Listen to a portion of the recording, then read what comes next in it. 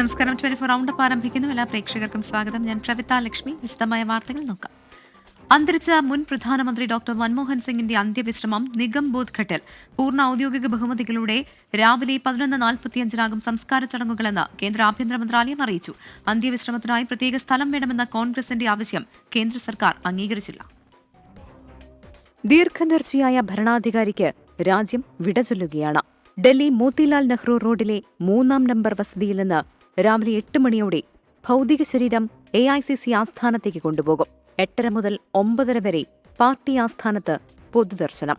11:45 നിഗം ബോധ് ഘട്ടിൽ പൂർണ്ണ ഔദ്യോഗിക ബഹുമതികളുടെ സംസ്കാര ചടങ്ങുകൾ നടത്താനാണ് കേന്ദ്ര സർക്കാരിന്റെ തീരുമാനം.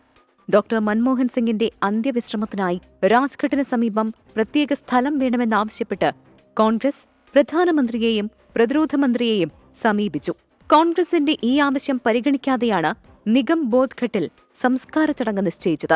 രാഷ്ട്രപതി ദ്രൗപദി മുർമു, ഉപരാഷ്ട്രപതി ജഗ്ദീപ് ധൻകർ, പ്രധാനമന്ത്രി നരേന്ദ്രമോദി തുടങ്ങിയവർ വീട്ടിലെത്തി ഡോക്ടർ മൻമോഹൻ സിംഗിന് അന്ത്യാഞ്ജലി അർപ്പിച്ചു. पूर्व प्रधानमंत्री डॉक्टर मनमोहन सिंह जी के निधन ने हम सभी के हृदय को गहरी पीड़ा पहुंचाई है. उनका जाना एक राष्ट्र के रूप में भी हमारे लिए बहुत बड़ी क्षति है. കോൺഗ്രസ് നേതൃത്വവും ഡോക്ടർ മൻമോഹൻ സിംഗിന് അന്ത്യാദരമർപ്പിച്ചു. AICC അധ്യക്ഷൻ മല്ലികാർജുൻ ഖർഗെ, സോണിയാഗാന്ധി, രാഹുൽ ഗാന്ധി, പ്രിയങ്ക ഗാന്ധി തുടങ്ങിയ കോൺഗ്രസ് നേതാക്കൾ പ്രിയ നേതാവിന് വിടചൊല്ലാനെത്തി. വിവിധ സംസ്ഥാനങ്ങളിലെ മുഖ്യമന്ത്രിമാരും രാഷ്ട്രീയ നേതാക്കളും മോത്തിലാൽ നെഹ്റു റോഡിലെ വസതിയിലെത്തി. പ്രത്യേക പ്രവർത്തക സമിതി യോഗം ചേർന്ന് മൻമോഹൻ സിംഗിന് കോൺഗ്രസ് അനുശോചനം അറിയിച്ചു. ലോക നേതാക്കളും ഡോക്ടർ മൻമോഹൻ സിംഗിന്റെ വേർപാടിൽ ദുഃഖം രേഖപ്പെടുത്തി. 24 ഡൽഹി. വൈകാരികമായാണ് ഡോക്ടർ മൻമോഹൻ സിംഗിനെ അദ്ദേഹത്തോട് ഏറെ അടുപ്പമുള്ള മുതിർന്ന കോൺഗ്രസ് നേതാക്കൾ അനുസ്മരിക്കുന്നത്. സഹപ്രവർത്തകരോട് ഇത്രയധികം മാന്യതയും ബഹുമാനവും പുലർത്തിയിരുന്ന മറ്റൊരു പ്രധാനമന്ത്രിയില്ലായിരുന്നു എന്നാണ് AK ആന്റണി പ്രതികരിച്ചത്. രാഹുൽ ഗാന്ധി ഓർഡിനൻസ് കീറിക്കളഞ്ഞ സംഭവം മൻമോഹൻ സിംഗിനെ ഏറെ വിഷമിപ്പിച്ചിരുന്നുവെന്നും രാജ്യസഭാ ഉപാധ്യക്ഷനായിരുന്ന PJ കുര്യൻ ഓർത്തെടുത്തു. സമീപകാലത്തെ രാഷ്ട്രത്തിന് നേരിട്ട ഏറ്റവും വലിയ നഷ്ടമാണ്, ഒരു ദേശീയ നഷ്ടമാണ്. രാഹുൽ ഗാന്ധി ബില്ല് കീറിയെറിഞ്ഞപ്പോൾ അദ്ദേഹം ഈയിടെ ഏറ്റവും കൂടുതൽ വേദനിച്ചു എന്ന് പറയുന്ന ഒരു സാഹചര്യമുണ്ട്. അത് ഏത് സാഹചര്യമായിരുന്നു? അത് അദ്ദേഹത്തിന് വേദന ഉണ്ടാക്കി എന്നുള്ള വിവരം ശരിയാണ്.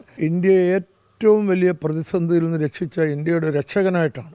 ദീർഘവീക്ഷണത്തോടെ അദ്ദേഹം ഉദാരവൽക്കരണ നയം കൊണ്ടുവന്നില്ലായിരുന്നെങ്കിൽ ഇന്ത്യ സോവിയറ്റ് യൂണിയൻ്റെ പാതയിൽ പോയേനെ. ആധുനിക ഇന്ത്യയെ കെട്ടിപ്പടുക്കുന്നതിൽ ശ്രദ്ധേയമായ പങ്കാളിത്തം വഹിച്ച ഒരു പ്രധാനമന്ത്രിയായിരുന്നു അദ്ദേഹം. ഒരു ഭരണകർത്താവ് ജനങ്ങൾക്ക് നൽകേണ്ടത് ഭാവിയെക്കുറിച്ചുള്ള പ്രതീക്ഷയാണ്. ആ പ്രതീക്ഷയാണ് മൻമോഹൻ സിംഗ് അദ്ദേഹത്തിൻ്റെ ഭരണകാലത്ത് ഇന്ത്യയിലെ ജനങ്ങൾക്ക് നൽകിയത്. അഴിമതിയുടെ കറപുരളാത്ത സത്യസന്ധനായ സൗമ്യനായ ഒരു ഭരണാധികാരി എന്ന നിലയിലായിരിക്കും അദ്ദേഹം ചരിത്രത്തിൽ അടയാളപ്പെടുത്തപ്പെടുക. അദ്ദേഹത്തിൻ്റെ ഓർമ്മകൾക്ക് മുന്നിൽ ഞങ്ങൾ എല്ലാവരും ആദരാഞ്ജലികൾ അർപ്പിക്കുകയാണ്. പ്രധാനമന്ത്രി എന്ന നിലയിൽ അദ്ദേഹത്തിന്റെ 10 വർഷക്കാലത്ത് ഭരണത്തിനിടയിലാണ് സുപ്രധാനമായ നിയമനിർമ്മാണങ്ങൾ രാജ്യത്തുണ്ടായത്. നമ്മുടെ രാജ്യത്തിന് ഉത്തമനായ ഒരു പുത്രനെയാണ് നമുക്ക് നഷ്ടപ്പെട്ടിരിക്കുന്നത്. ഇന്ത്യയെ സാമ്പത്തിക ശക്തിയായി വളർത്തിയെടുക്കുന്ന കാര്യത്തിൽ വലിയ പങ്ക് വഹിച്ച ശക്തനായ ഭരണാധികാരിയായിരുന്നു, നിഷ്കളങ്കനായ വ്യക്തിയായിരുന്നു, അഴിമതിയുടെ കറപുരളാത്ത കറതീർന്ന വ്യക്തിത്വമായിരുന്നു ശ്രീ മൻമോഹൻ സിംഗിൻ്റേത്. ഇന്ത്യയുടെ പ്രധാനമന്ത്രിമാരിൽ കഴിഞ്ഞുപോയ പലരുടെയും ഇടയിൽ വ്യത്യസ്തനായിരുന്നു ഇപ്പോൾ അന്തരിച്ച മൻമോഹൻ സിംഗ്. ഗവർണർ ആരിഫ് മുഹമ്മദ് ഖാന് നാളെ രാജ്ഭവൻ ജീവനക്കാർ നൽകാനിരുന്ന യാത്രയയപ്പ് റദ്ദാക്കി. മുൻ പ്രധാനമന്ത്രി ഡോക്ടർ മൻമോഹൻ സിംഗിന്റെ നിര്യാണത്തെ തുടർന്നുള്ള ദേശീയ ദുഃഖാചരണം കണക്കിലെടുത്താണ് യാത്രയയപ്പ് ചടങ്ങ് ഒഴിവാക്കിയത്. വിവരങ്ങളുമായി ശ്രീജിത്ത് ചേരുന്നുണ്ട്. ശ്രീജിത്ത്, സർക്കാർ മുൻപ് ഇത്തരത്തിലുള്ള ചടങ്ങൊന്നും തീരുമാനിച്ചിരുന്നത് രാജ്ഭവൻ ജീവനക്കാരാണ് നാളെ വൈകിട്ടോടെ അദ്ദേഹത്തിന് യാത്രയയപ്പ് നൽകാനിരുന്നപ്പോൾ ആ ചടങ്ങും റദ്ദാക്കിയല്ലേ? പ്രവിത അന്തരിച്ച മുൻ പ്രധാനമന്ത്രി ഡോക്ടർ മൻമോഹൻ സിംഗിന്റെ നിര്യാണത്തെ തുടർന്ന് രാജ്യമാകെ 7 ദിവസത്തെ ദുഃഖാചരണം പ്രഖ്യാപിച്ചിരിക്കുകയാണ്. ഈ ദുഃഖാചരണത്തിനിടയ്ക്ക് യാത്രയപ്പ് നടത്തുന്നത് ഉചിതമല്ല എന്ന വിലയിരുത്തലാണ് നാളെ വൈകുന്നേരം 4:30 നടത്തായിരുന്ന യാത്രയപ്പ് രാജ്ഭവൻ ജീവനക്കാർ റദ്ദാക്കിയത്. നാളെ വൈകുന്നേരം രാജ്ഭവൻ ജീവനക്കാരുടെ നേതൃത്വത്തിലാണ് രാജ്ഭവനിൽ യാത്രയപ്പ് സംഘടിപ്പിച്ചത്. ഈ പരിപാടിയിലേക്ക് മാധ്യമങ്ങളെ അടക്കം ക്ഷണിക്കാനുള്ള നീക്കമുണ്ടായിരുന്നു. എന്നാൽ ഈ ഔദ്യോഗിക ദുഃഖാചരണ സമയത്ത് ഇത്തരമൊരു പരിപാടി നടത്തുന്നത് വിമർശനങ്ങൾ ക്ഷണിച്ചു വരുത്തുമെന്ന് മനസ്സിലാക്കിയാണ് യാത്രയപ്പ് റദ്ദാക്കിയത്. ശ്രീജിത്താണ് വിവരങ്ങൾ നൽകിയത്. രാഷ്ട്രീയ കേരളത്തെ ഞെട്ടിച്ച പെരിയ ഇരട്ടക്കൊലയിൽ CBI കോടതി നാളെ വിധി പറയും. കൊല്ലപ്പെട്ട കൃപേഷിനും ശരത് ലാലിനും നീതി ലഭിക്കുമെന്ന പ്രതീക്ഷയിലാണ് കല്യോട്ട് ഗ്രാമം. തെളിവുകളും സാക്ഷികളും കോടതിയിലെത്തി എന്നതിന്റെ ആത്മവിശ്വാസം കല്യോട്ടെ പ്രാദേശിക കോൺഗ്രസ് നേതൃത്വത്തിനുണ്ട്. കൃപേഷിന്റെയും ശരത് ലാലിന്റെയും കൊലപാതകത്തിനു ശേഷം നിരവധി അക്രമ സംഭവങ്ങളാണ് പെരിയ, കല്യോട്ട് ഭാഗങ്ങളിൽ അരങ്ങേറിയത്. ചെറുപ്പക്കാരുൾപ്പെടെ നിരവധി പേർ ഇരുഭാഗങ്ങളിലും ക്രിമിനൽ കേസുകളിൽ പ്രതികളായി. 5 വർഷത്തിനിപ്പുറം കൊലപാതക കേസിൽ വിധി വരാനിരിക്കെ CBI കോടതിയിലാണ് കല്യോട്ടെ പ്രാദേശിക കോൺഗ്രസ് നേതൃത്വത്തിന്റെ പ്രതീക്ഷ മുഴുവൻ. ഇന്ന് കേരളം ഒരുപക്ഷെ പ്രതീക്ഷിക്കുന്ന, അല്ലെങ്കിൽ കല്യോട്ട് പ്രദേശവും കാസർഗോഡ് ജില്ലയും ലോകത്തിലെ മലയാളികളും പ്രതീക്ഷിക്കുന്ന ഒരു വിധിയായിരിക്കും കോടതിയുടെ ഭാഗത്തുനിന്ന് വരുമെന്നുള്ള കാര്യത്തിൽ 24 പ്രതികൾക്കും കടുത്ത ശിക്ഷ തന്നെ ഇതിനകത്ത് ലഭിക്കാവുന്ന രീതിയിലുള്ള തെളിവുകളും അതിൻ്റെ സാക്ഷികളെയൊക്കെ ഇതിനകത്ത് ഹാജരാക്കാൻ കഴിഞ്ഞിട്ടുണ്ട്. ഒരു നല്ല കേരളം പ്രതീക്ഷിക്കുന്ന, ഒരു കുടുംബം പ്രതീക്ഷിക്കുന്ന ഒരു വിധി തന്നെയാണ് ഇതിനകത്ത് പ്രതീക്ഷിക്കുന്നത്. കേസിന്റെ ആദ്യഘട്ടം മുതൽ തന്നെ പ്രോസിക്യൂഷന്റെ വീഴ്ച ചൂണ്ടിക്കാട്ടി പ്രതിഷേധമുയർന്നിരുന്നു. സംസ്ഥാന സർക്കാർ പ്രതികൾക്ക് വേണ്ടി നിലകൊണ്ടെന്നാണ് വിമർശനം. സുപ്രീം കോടതി ഇടപെട്ടതാണ് കേസിൽ വഴിത്തിരിവായതെന്ന് ജില്ലാ കോൺഗ്രസ് നേതൃത്വം. 5 വർഷം നീണ്ട നിയമ പോരാട്ടത്തിനൊടുവിൽ ഏറ്റവും ശക്തമായ ഒരു വിധി തന്നെ ഉണ്ടാകും എന്നുള്ള പ്രതീക്ഷയിലാണ് ഞങ്ങളെല്ലാവരും ഉള്ളത്. ഈ കേസിനകത്ത്, ഇതിനകത്ത് കൊലപാതകത്തിന് നേതൃത്വം നൽകിയ ആളുകൾക്ക് വധശിക്ഷ കിട്ടും എന്നുള്ള പ്രതീക്ഷ തന്നെ ഉണ്ട്. ഒപ്പം ബാക്കിയുള്ള പ്രതികൾക്ക് അവരുമേൽ ചുമത്തപ്പെട്ട കുറ്റങ്ങളിൽ ഏറ്റവും പരമാവധി ശിക്ഷ ലഭിക്കും എന്നുള്ള ഉറച്ച വിശ്വാസത്തിലാണ് ഞങ്ങളെല്ലാവരും ഉള്ളത്. കൊച്ചി CBI കോടതി കേസിൽ നാളെ വിധി പറയാനിരിക്കെ സംയമനം പാലിക്കണമെന്ന് ജില്ലാ കോൺഗ്രസ് നേതൃത്വം പ്രവർത്തകർക്ക് മുന്നറിയിപ്പ് നൽകിയിട്ടുണ്ട്. 24 കാസർഗോഡ്. വിവാദങ്ങൾക്ക് തിരികൊളുത്തി പെരിയ ഇരട്ടക്കൊലക്കേസ് പ്രതികൾക്കൊപ്പം വേദി പങ്കിട്ട് കോൺഗ്രസ് നേതാവ്. കാഞ്ഞങ്ങാട് ബ്ലോക്ക് പഞ്ചായത്ത് സംഘടിപ്പിച്ച MT അനുസ്മരണ പരിപാടിയിൽ Kalyot block panchayat member advocate Baburaj പങ്കെടുത്തതാണ് വിവാദമായത്. കേസിൽ നാളെ CBI കോടതി വിധി പറയാനിരിക്കെ പ്രദേശത്ത് പോലീസ് കനത്ത സുരക്ഷ ഏർപ്പെടുത്തി. കാഞ്ഞങ്ങാട് ബ്ലോക്ക് പഞ്ചായത്തിലെ പള്ളിക്കര ഡിവിഷനിൽ നടന്ന MT അനുസ്മരണ പരിപാടിയിലാണ് Kalliyot block panchayat member advocate Baburaj പങ്കെടുത്തത്. പെരിയ ഇരട്ടക്കൊലപാതക കേസിലെ 20-ാം പ്രതിയും മുൻ MLAയുമായ KV കുഞ്ഞിരാമനായിരുന്നു ഉദ്ഘാടകൻ. 14-ാം പ്രതിയും കാഞ്ഞങ്ങാട് ബ്ലോക്ക് പഞ്ചായത്ത് പ്രസിഡന്റുമായ K മണികണ്ഠൻ വേദിയിലുണ്ടായിരുന്നു. കേസിൽ CBI കോടതി നാളെ വിധി പറയാൻ ഇരിക്കെയാണ് പ്രാദേശിക കോൺഗ്രസ് നേതാവും കേസിൽ നിയമപോരാട്ടത്തിനായി കുടുംബത്തോടൊപ്പം നിൽക്കുകയും ചെയ്യുന്ന അഡ്വക്കേറ്റ് ബാബുരാജ് പരിപാടിയിൽ പങ്കെടുത്തത്. പള്ളിക്കര ഡിവിഷനിൽ നടന്ന പരിപാടിയിൽ കല്യോട്ട് ഡിവിഷനിൽ നിന്നുള്ള പ്രതിനിധിയായ ബാബുരാജ് എന്തിന് പങ്കെടുത്തു എന്നാണ് കോൺഗ്രസിലെ ഒരു വിഭാഗം ഉയർത്തുന്ന ചോദ്യം. എന്നാൽ പരിപാടിയിൽ പങ്കെടുക്കാൻ കോൺഗ്രസ് നേതൃത്വത്തിന്റെ അനുമതി വാങ്ങിയെന്ന വിശദീകരണമാണ് ബാബുരാജ് നൽകുന്നത്. സംഭവത്തെ ചൊല്ലി പെരിയയിലെ കോൺഗ്രസ് നേതാക്കൾക്കിടയിൽ ഭിന്നത രൂക്ഷമാണ്. നാളെ വിധി വരുന്ന പശ്ചാത്തലത്തിൽ പോലീസ് കനത്ത സുരക്ഷ ഏർപ്പെടുത്തി. പ്രദേശത്ത് പോലീസ് റൂട്ട് മാർച്ച് നടത്തി. പെരിയ, കല്യോട്ട് ഭാഗങ്ങളിൽ പൊതുപരിപാടികൾക്ക് വിലക്കേർപ്പെടുത്തി. സമാധാന ചർച്ചയ്ക്കായി പെരിയയിൽ ASPയുടെ നേതൃത്വത്തിൽ സർവകക്ഷി യോഗവും ചേർന്നു. 24 കാസർഗോഡ്. മുണ്ടക്കൈ ദുരന്തബാധിതർക്ക് വേണ്ടിയുള്ള ടൗൺഷിപ്പിനായി സർക്കാരിന് എസ്റ്റേറ്റ് ഭൂമി ഏറ്റെടുക്കാമെന്ന് ഹൈക്കോടതി. എൽസ്റ്റൺ, ഹാരിസൺ, മലയാളം എസ്റ്റേറ്റുകൾ നൽകിയ ഹർജി ഹൈക്കോടതി തള്ളി. ഉടമകൾക്ക് നഷ്ടപരിഹാരം നൽകണമെന്നും തുക കുറവാണെങ്കിൽ നിയമ നടപടി സ്വീകരിക്കാമെന്നും ഹൈക്കോടതി വ്യക്തമാക്കി. വയനാടിന്റെ മനസ്സറിഞ്ഞ വിധിയെന്ന് റവന്യൂ മന്ത്രി K രാജൻ പ്രതികരിച്ചു. എസ്റ്റേറ്റ് ഭൂമികൾ ഏറ്റെടുക്കുന്നതിനെതിരെ ഉടമകൾ നൽകിയ ഹർജി തള്ളിയാണ് സർക്കാരിന് ആശ്വാസമാകുന്നതും ദുരന്തബാധിതർക്ക് പ്രതീക്ഷയുമാകുന്ന ഹൈക്കോടതിയുടെ സുപ്രധാന വിധി.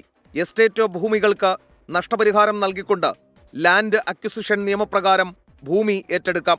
എസ്റ്റേറ്റ് ഉടമകൾ ഭൂമി അളന്ന് തിട്ടപ്പെടുത്തുന്നതിന് സർക്കാരിന് വേണ്ട സഹായം ചെയ്തു കൊടുക്കണമെന്നും നഷ്ടപരിഹാരത്തിൽ തർക്കമുണ്ടെങ്കിൽ ഉടമകൾക്ക് നിയമ നടപടികളുമായി മുന്നോട്ടു പോകാമെന്നും ഹൈക്കോടതി സിംഗിൾ ബെഞ്ച് ഉത്തരവിട്ടു. നാളെ മുതൽ സർക്കാരിന് ഭൂമി അളന്ന് തിട്ടപ്പെടുത്താം. കോടതി വിധി സ്വാഗതം ചെയ്ത് മന്ത്രി K രാജൻ രംഗത്തെത്തി. പുതുവത്സര ദിനത്തിൽ സ്പോൺസർമാരുമായി മുഖ്യമന്ത്രി സംസാരിക്കുമെന്നും മന്ത്രി. ഒരു സമയം പോലും തെറ്റിയിട്ടില്ല എന്നുള്ളതാണ് കോടതി വിധി ആവർത്തിച്ചു പ്രഖ്യാപിക്കുന്നത്. ഇന്നത്തെ കോടതി വിധി മനുഷ്യൻ്റെ ഹൃദയമറിയുന്നതും ദുരന്ത നിവാരണ പ്രക്രിയയിൽ സർക്കാരിൻ്റെ വികാരം കോടതി പൂർണ്ണമായി തിരിച്ചറിഞ്ഞു എന്നുള്ളതിൻ്റെയും പ്രധാനപ്പെട്ട തെളിവാണ്. വിധിയെ മുണ്ടക്കൈ ചൂരൽമല ആക്ഷൻ കൗൺസിൽ സ്വാഗതം ചെയ്തു. പുനരധിവാസത്തെ സർക്കാർ ഗൗരവത്തോടെ സമീപിച്ചില്ലെങ്കിൽ ഇതുവരെ ഉണ്ടായ സമീപനത്തിൽ മാറ്റം വരുത്തുമെന്ന് പ്രതിപക്ഷ നേതാവ് VD സതീശനും പ്രതികരിച്ചു. ആദ്യത്തെ ഒരു ആവേശം ഇപ്പോൾ കാണുന്നില്ല. ഞങ്ങൾ പിന്തുണച്ചിട്ടുണ്ട് എല്ലാ നടപടിക്കും. ഇങ്ങനെ നീണ്ടുപോയാൽ ഞങ്ങൾ വേറെ ഇതുവരെ എടുത്തിരിക്കുന്ന നിലപാടിൽ നിന്നും മാറി വ്യത്യസ്തമായൊരു നിലപാടെടുക്കാൻ ഞങ്ങളെ നിർബന്ധിക്കരുത്. ഇതേ പറയാനുള്ളൂ. എസ്റ്റേറ്റ് ഏറ്റെടുക്കുന്നതിനെതിരെ Harrison Malayalam limited, Elston estate എന്നിവരാണ് ഹൈക്കോടതിയെ സമീപിച്ചത്. ആകെ ഏറ്റെടുക്കുന്നത് 143 ഹെക്ടർ ഭൂമിയാണ്. 2013 ഭൂമി ഏറ്റെടുക്കൽ നിയമമനുസരിച്ച് നഷ്ടപരിഹാരം നൽകണമെന്നതായിരുന്നു എസ്റ്റേറ്റ് ഉടമകളുടെ പ്രധാന ആവശ്യം. എസ് ശ്രീകാന്ത്, 24, കൊച്ചി. മുനമ്പം ഭൂമി തർക്കത്തിൽ സുപ്രധാന ചോദ്യങ്ങളുമായി വഖഫ് ട്രിബ്യൂണൽ. ഭൂമി എങ്ങനെ സിദ്ദിഖ് സേട്ടിന് ലഭിച്ചുവെന്ന് ട്രിബ്യൂണൽ ചോദിച്ചു. ഭൂമിയുടെ ഉടമസ്ഥത സംബന്ധിച്ച് രേഖകൾ ഹാജരാക്കാൻ വഖഫ് ബോർഡിന് നിർദ്ദേശം നൽകി. കേസ് ജനുവരി 25 പരിഗണിക്കാനായി മാറ്റി. മുനമ്പത്തെ തർക്കഭൂമി സംബന്ധിച്ച ഹിയറിംഗിനിടെയാണ് വഖഫ് ട്രിബ്യൂണൽ കേസുമായി ബന്ധപ്പെട്ട പരാമർശങ്ങൾ നടത്തിയത്. മുനമ്പത്തെ ഭൂമി നിലവിലെ താമസക്കാർക്ക് വിറ്റ സിദ്ദിഖ് സേട്ടിന് എങ്ങനെ ലഭിച്ചുവെന്ന് ട്രിബ്യൂണൽ ചോദിച്ചു.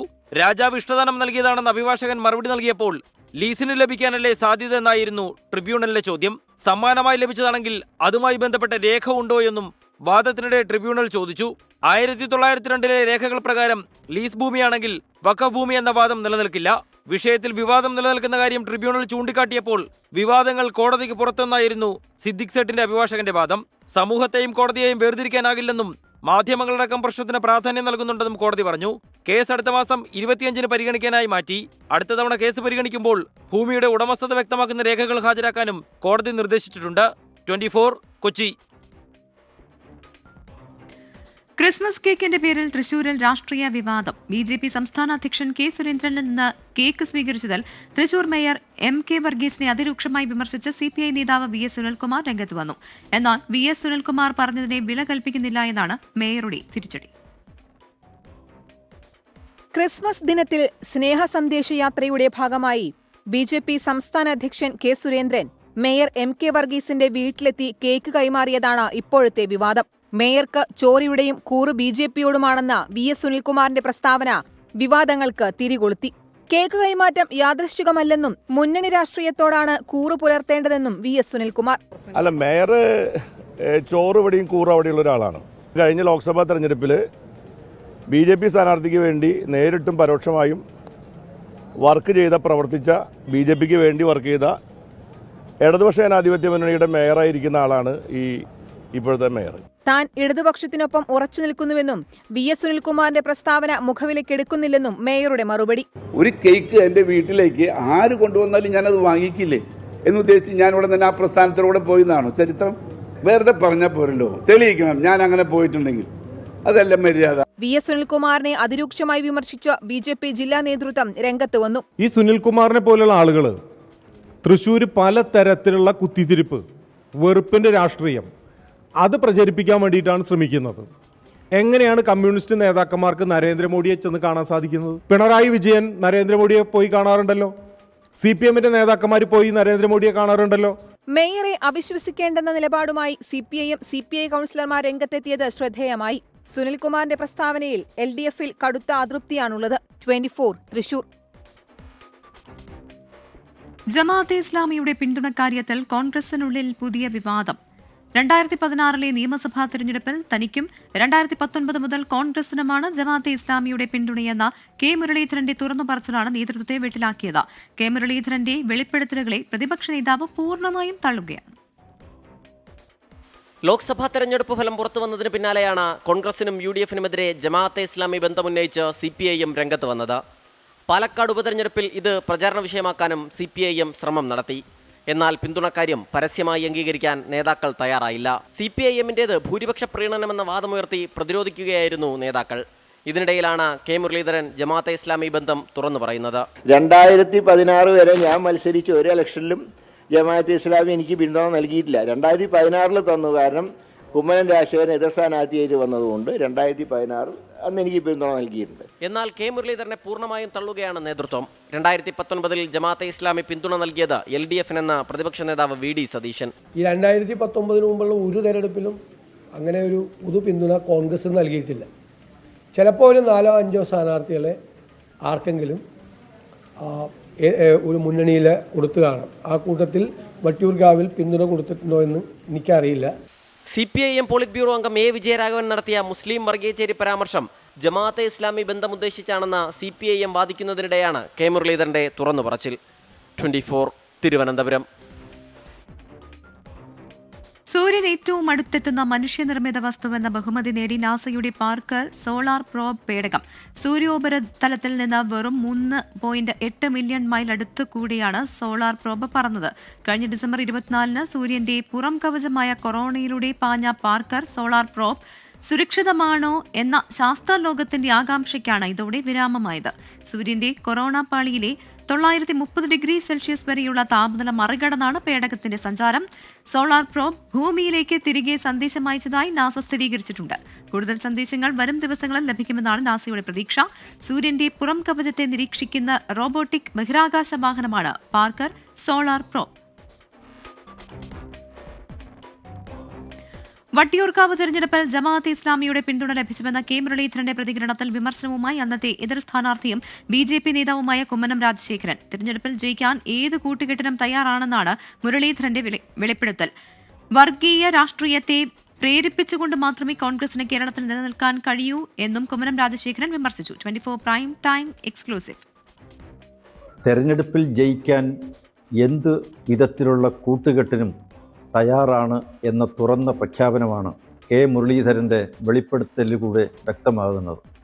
2016 വട്ടിയൂർക്കാവിൽ മത്സരിച്ചപ്പോൾ ജമാഅത്തെ ഇസ്ലാമിയുടെ പിന്തുണ ലഭിച്ചിരുന്നു എന്നുള്ള വെളിപ്പെടുത്തൽ വളരെ ഗൗരവമായിട്ട് കാണേണ്ടതാണ്. ജമാഅത്തെ ഇസ്ലാമിയെ പോലുള്ള സംഘടനകളെ രാത്രിയിൽ പോയി കണ്ട് അവരുമായിട്ട് സന്ധി ചെയ്ത് അവരുടെ പിന്തുണ വാങ്ങിക്കും. ഇങ്ങനെയുള്ള അവിശുദ്ധ രാഷ്ട്രീയം കൂട്ടുകെട്ട് ഈ കോൺഗ്രസിൻ്റെ നേതാക്കന്മാർക്കുണ്ട് എന്നുള്ളത് ഇപ്പോൾ വളരെ വ്യക്തമായി കഴിഞ്ഞിരിക്കുകയാണ്. കൊല്ലം ചാത്തനാംകുളത്ത് സ്വകാര്യ കശുവണ്ടി ഫാക്ടറിയുടെ ചിമ്മിനി തകർന്നു വീണ വിദ്യാർത്ഥി മരിച്ചു. ചാത്തനാംകുളം പുത്തൻകുളങ്ങരയിൽ ബിജു അജിതകുമാരി ദമ്പതികളുടെ മകൻ അനന്തുവാണ് മരിച്ചത്. സുഹൃത്തുക്കൾക്കൊപ്പം ഫാക്ടറി പരിസരത്തിരിക്കവെയാണ് അപകടം. അരുൺരാജ് ചേരുന്നുണ്ട്. അനന്തു തൽക്ഷണം മരിക്കുകയായിരുന്നോ? അനന്തുവിനൊപ്പം സുഹൃത്തുക്കൾ ഉണ്ടെന്നാണ് മനസ്സിലാക്കുന്നത്. ഇവർക്ക് പരിക്കേറ്റിട്ടുണ്ടോ? എപ്പോഴായിരുന്നു സംഭവം? കൂടുതൽ വിവരങ്ങൾ എന്താണ്? പ്രവിത, ഇന്ന് വൈകിട്ടാണ് ഈ കൊല്ലം ചാത്തനാംകുളം അംബേദ്കർ കോളനിയിൽ അനന്തുവും 5 സുഹൃത്തുക്കളും ചെന്ന് ഇരിക്കുന്നത്. തുടർന്ന് ഇവർ ഇരിക്കുന്ന സമയത്ത് ഈ ഫാക്ടറിയുടെ ചിമ്മിനി തകർന്നു വീഴുകയായിരുന്നു. ഈ അനന്തുവും സുഹൃത്തുക്കളും അവിടെ നിന്ന് ഓടിപ്പോയതായാണ് എല്ലാവർക്കും മനസ്സിലായത്. പക്ഷേ രാത്രി വൈകിയും അനന്തുവിനെ വീട്ടിൽ കണ്ടെത്താൻ കഴിയാത്ത സാഹചര്യം വന്നതോടെയാണ് സുഹൃത്തുക്കൾ ഒരു സംശയം മുന്നോട്ട് വെച്ചത്. ഈ ചിമ്മിനി തകർന്നു വീഴുന്ന സമയത്ത് അനന്തു അവിടെ നിന്ന് രക്ഷപ്പെട്ടിട്ടുണ്ടോ എന്ന സംശയം ഞങ്ങൾക്കുണ്ട് എന്ന് നാട്ടുകാരോട് പങ്കുവെക്കുകയായിരുന്നു. ഇതേ തുടർന്നാണ് നാട്ടുകാരും വീട്ടുകാരും ചേർന്നുള്ള പരിശോധന ഈ ഭാഗത്ത് നടത്തിയത്. JCB ഉപയോഗിച്ച് ഈ ഭാഗത്തെ മണ്ണടക്കം നീക്കി മാറ്റിയപ്പോഴാണ് അനന്തുവിനെ ഈ ചിമ്മിനി തകർന്നു വീഴുന്നതിനിടയിൽ മരിച്ച നിലയിൽ കണ്ടെത്തിയത്. ഇപ്പോൾ അനന്തുവിന്റെ മൃതദേഹം കൊല്ലം ജില്ലാ ആശുപത്രിയിലേക്ക് മാറ്റിയിട്ടുണ്ട്. 5 സുഹൃത്തുക്കളും മറ്റു പരിക്കുകളില്ലാതെ സുരക്ഷിതരാണ്. അരുൺരാജാണ് വിവരങ്ങൾ നൽകിയത്. തൃശൂരിൽ ക്രിസ്മസ് പാപ്പമാരുടെ കടലിളക്കം തീർത്ത ബോൺ നതാലെ ആഘോഷം. ഇത്തവണ 15,000-ൽ പരം പാപ്പന്മാരാണ് ബോൺ നതാലയിൽ അണിനിരന്നത്. മന്ത്രി കെ രാജൻ ഘോഷയാത്ര ഫ്ളാഗ് ഓഫ് ചെയ്തു.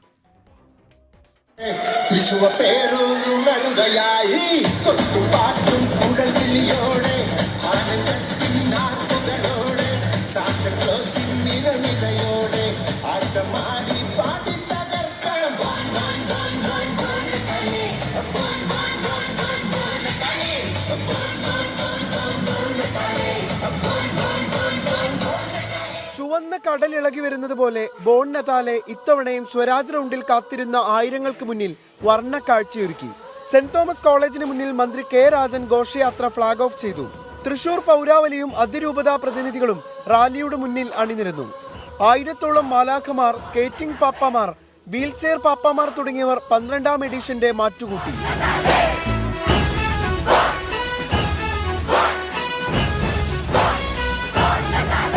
1/4 ലക്ഷത്തോളം വരുന്ന പാപ്പമാർ അറേഞ്ച് ചെയ്യുന്ന ഒരു വലിയ ഇവൻ്റാകും. തൃശ്ശൂർ പൂരത്തിന് ശേഷം തൃശ്ശൂർ പുലിക്കളിയോടൊപ്പം ഒരുപക്ഷെ ലോകം മുഴുവൻ ശ്രദ്ധിക്കുന്ന ഏറ്റവും വലിയ ക്രിസ്തുമസ് ആഘോഷമായി ഇത് മാറി. നൃത്ത ചുവടുകൾ കൊണ്ട് വികാരിമാർ മനം കവർന്നു. കേരള ചരിത്രവും ക്രിസ്തുമസ് സന്ദേശവും പ്രതിഫലിപ്പിച്ച ഇടവകകളുടെ നിശ്ചല ദൃശ്യങ്ങളും നഗരവീഥികൾക്ക് മാറ്റുകൂട്ടി.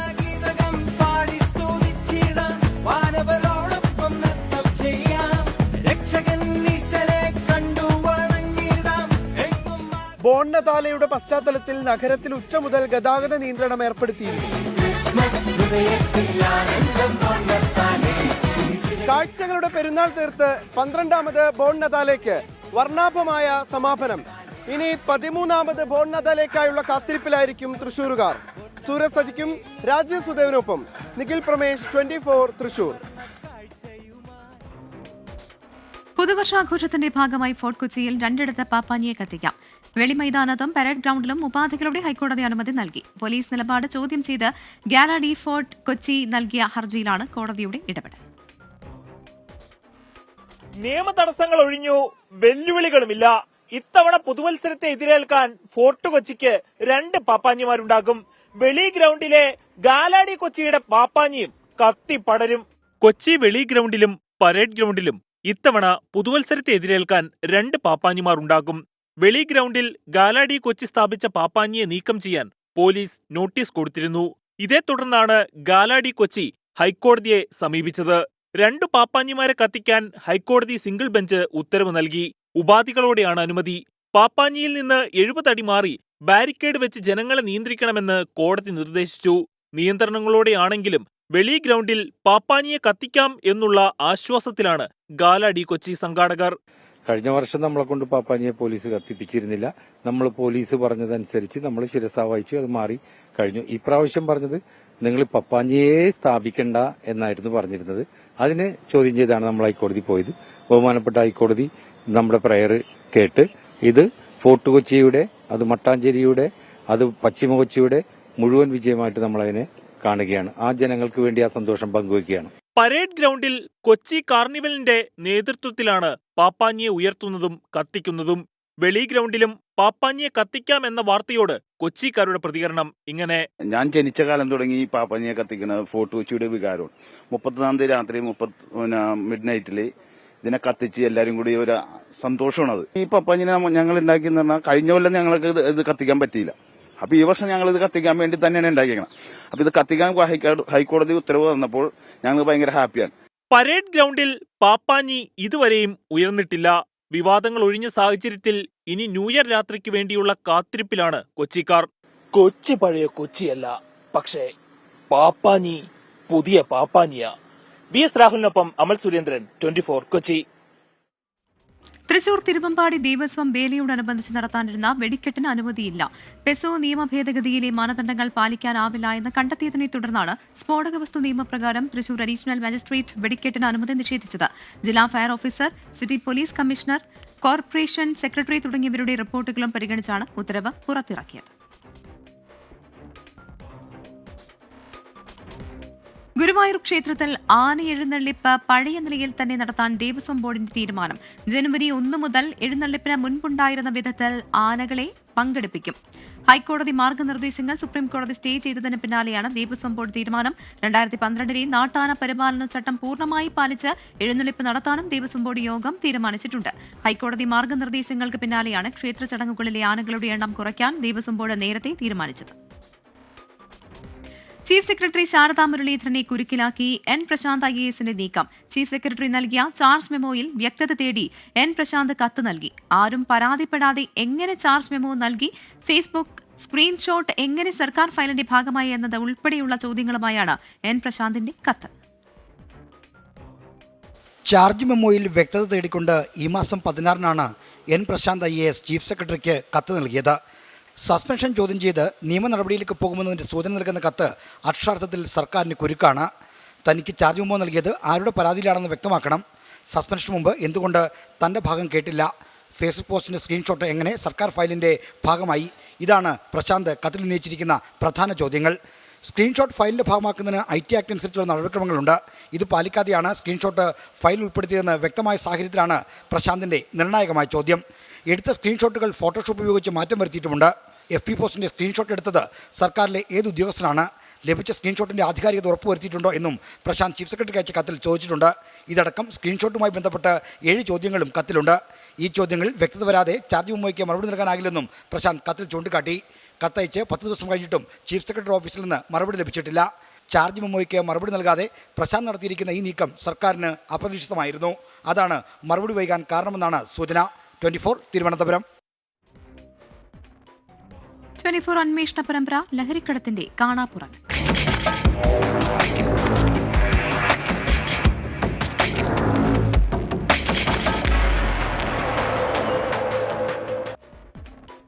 ലഹരിയുടെ കാണാപ്പുറങ്ങൾ എന്ന 24 പരമ്പരയ്ക്ക് പിന്നാലെ കർശന നിരീക്ഷണവുമായി കൊച്ചി പോലീസ്. ലഹരി പാർട്ടികൾ സംഘടിപ്പിക്കാൻ ഒരുങ്ങുന്നവരെ ജയിലിൽ അടയ്ക്കുമെന്ന് city police commissioner Putta Vimaladitya 24നോട് പറഞ്ഞു. പുതുവർഷാഘോഷത്തോടനുബന്ധിച്ച് കൊച്ചിയിൽ ശക്തമായ പോലീസ് പരിശോധനയുണ്ടാകുമെന്നും സിറ്റി പോലീസ് കമ്മീഷണർ പറഞ്ഞു. 24 ഇംപാക്ട്. ബംഗളൂരിൽ നിന്ന് കൊച്ചിയിലേക്ക് ലഹരി ഒഴുകുന്ന വഴിയും ലഹരി കച്ചവടക്കാരെയും തുറന്നുകാട്ടി 24 സംരക്ഷണം ചെയ്ത ലഹരിയുടെ കാണാപ്പുറങ്ങൾ എന്ന പരമ്പരയ്ക്ക് പിന്നാലെയാണ് കർശന നടപടിയുമായി കൊച്ചി സിറ്റി പോലീസ് കമ്മീഷണർ തന്നെ രംഗത്തിറങ്ങിയത്. ലഹരി കച്ചവടക്കാരെ കരുതൽ തടങ്കലിലടയ്ക്കുമെന്നാണ് സിറ്റി പോലീസ് കമ്മീഷണർ 24നോട് പറഞ്ഞത്. നിലവിൽ 12 പേർക്കെതിരെ നടപടി ആരംഭിച്ചു. 7 പേരെ കരുതൽ തടങ്കലിലാക്കി. മൊത്തം നമ്മൾ 12 പിറ്റ് NDPS ആക്ടിൻ്റെ കീഴിൽ നടപടിയെടുക്കാൻ വേണ്ടിയുള്ള റിപ്പോർട്ടുകൾ സമർപ്പിച്ചിട്ടുണ്ട്. അതിനകത്ത് 7 പേർക്ക് ഓർഡറായി. അവരെല്ലാവരെയും പ്രിവെൻറ്റീവ് അറസ്റ്റ് ചെയ്തിട്ടുണ്ട്. എന്തായാലും ഈ ന്യൂ ഇയർ വരെ എല്ലായിടത്ത് സ്ട്രോങ് ആയിട്ടുള്ളൊരു പോലീസ് പ്രസൻസ് മറ്റു നടപടി ഈ NDPS ആക്ടിവിറ്റീസ്ക്കെതിരെ ഉണ്ടാവും. പുതുവർഷാഘോഷത്തോടനുബന്ധിച്ച് കൊച്ചിയിൽ ലഹരി പാർട്ടികൾ സംഘടിപ്പിക്കുമെന്ന് ലഹരിക്കടത്ത് സംഘത്തിലെ അംഗങ്ങൾ 24നോട് തുറന്നു പറഞ്ഞിരുന്നു. മുൻപ് പോലീസ് പിടിയിലായ വനിത ഉൾപ്പെടെയാണ് ലഹരി പാർട്ടി സംഘടിപ്പിക്കാൻ മുൻകൈയെടുക്കുന്നത്. നിലവിലെ പോലീസ് സംവിധാനം ഉപയോഗിച്ച് ക്രിമിനലുകളെ നിരീക്ഷിക്കുന്നത് പോലെ ലഹരി കച്ചവടക്കാരെയും തുടർച്ചയായി നിരീക്ഷിക്കുകയും കർശന നടപടി സ്വീകരിക്കുകയും ചെയ്യുമെന്നും city police commissioner Putta Vimaladitya വ്യക്തമാക്കി. പുതുവർഷത്തോടനുബന്ധിച്ച് കൊച്ചിയിൽ ഉദ്യോഗസ്ഥരുടെ നേതൃത്വത്തിൽ ലഹരിക്കെതിരായി കൂടുതൽ സ്ക്വാഡുകളെ നിയോഗിച്ചിട്ടുണ്ട് എന്നും കമ്മീഷണർ പറഞ്ഞു. S. ശ്യാംകുമാർ, 24 കൊച്ചി.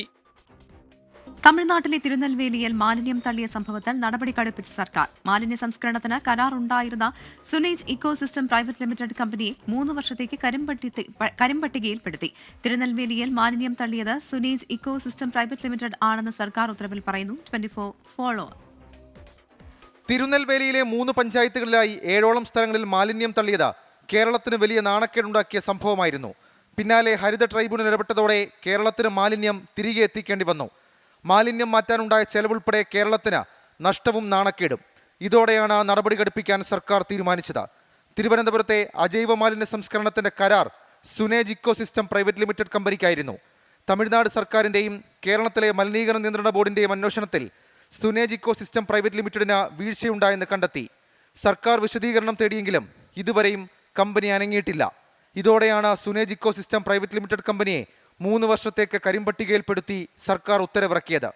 സംസ്ഥാനത്തെ മാലിന്യ നീക്കത്തിൽ നിരീക്ഷണം ശക്തമാക്കാനും സർക്കാർ തീരുമാനിച്ചിട്ടുണ്ട്.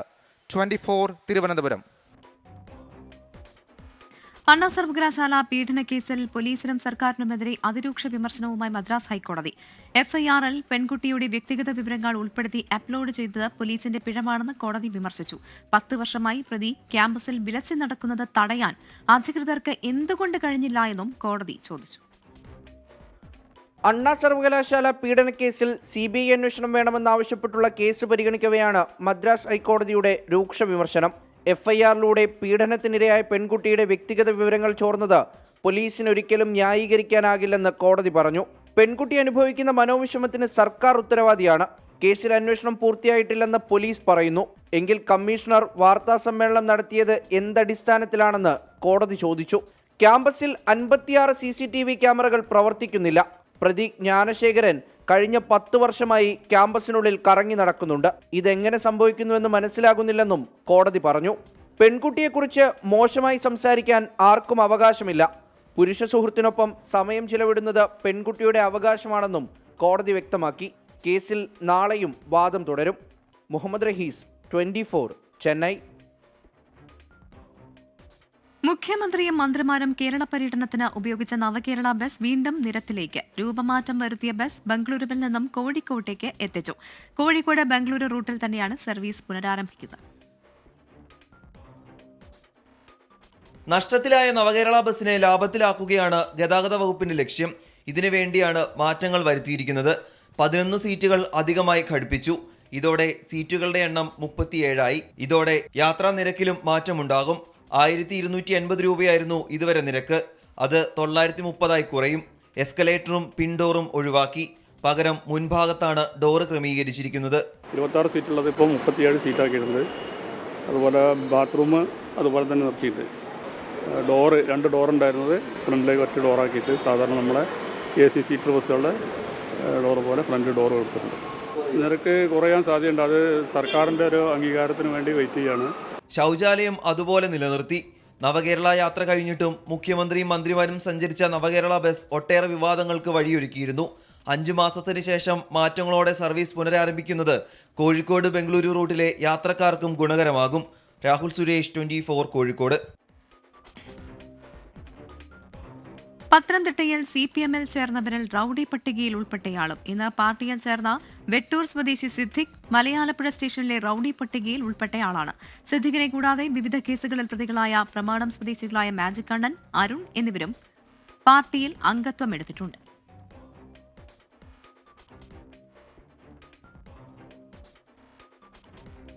24 റൗണ്ട് പൂർണ്ണമാകുന്നു.